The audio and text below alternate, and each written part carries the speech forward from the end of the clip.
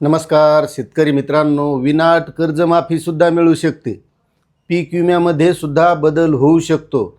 त्यानंतर शेतकऱ्यांच्या शेतीमालाच्या भावाचा जो प्रश्न आहे तो प्रश्नसुद्धा एकदम मोकळ्या मनानं सुटू शकतो किंवा इतरही बऱ्याच ज्या काही शेतकऱ्याच्या प्रलंबित मागण्या आहेत त्यासुद्धा सुटू शकतात. क्योंकि घी निकालने के लिए उंगली सीधी नहीं टेढ़ी करनी पड़ती है.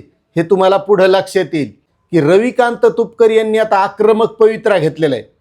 कारण त्यांनी मागच्या महिन्यामध्ये बुलढाणा इथं मोठं आंदोलन केलं, अन्नत्याग आंदोलन केलं आणि त्या आंदोलनाला गिरीश महाजन यांनी भेट दिली आणि तिथं सांगितलं की आम्ही तुमची मुख्यमंत्र्यासोबत बैठक घडू, त्या बैठकीमध्ये चर्चा करू आणि त्या चर्चेमध्ये शेतकऱ्यांच्या कर्जमाफी असेल, पीक विमा असेल किंवा इतर प्रलंबित मागण्या असतील त्याबद्दल नक्कीच आपण निर्णय घेऊ.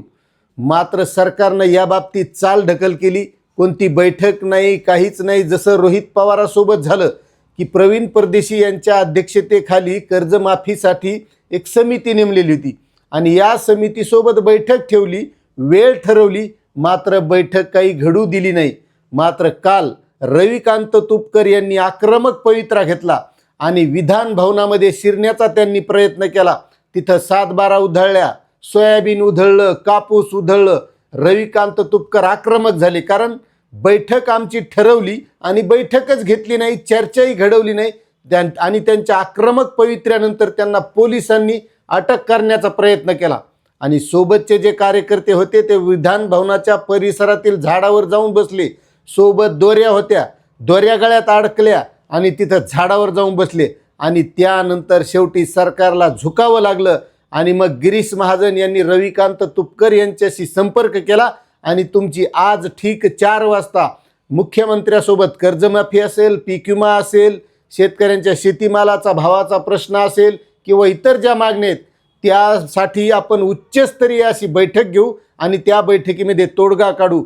त्यानंतर रविकांत तुपकरांनी आझाद मैदानातील पोलीस स्टेशनमधून आपल्या कार्यकर्त्यांना सांगितलं, जर आपल्याला यापुढं लढायचं असेल तर असे आपल्याला खंदे कार्यकर्ते जिवंत असण्याची गरज आहे. त्यामुळे कार्यकर्तेही झाडावरून खाली उतरले आणि आज पीक विमा, कर्जमाफी, शेतीमालाच्या भावाचा प्रश्न या सर्व गोष्टीवर उच्चस्तरीय अशी महत्त्वाची बैठक 4 वाजता होणार आहे. आता या बैठकीमध्ये काय काय गोष्टी घडतात, काय चर्चा होतात त्याबद्दलची माहिती आल्याच्या नंतर सविस्तर माहिती देण्याचा प्रयत्न करू. मात्र जोपर्यंत उंगली सीधी है घी निकलता नहीं, उंगली टेढ़ी ही करनी पड़ती है, मी वारंवार सांगत असतो. मात्र बऱ्याच शेतकऱ्यांच्या या गोष्टी लक्षात येत नाहीत.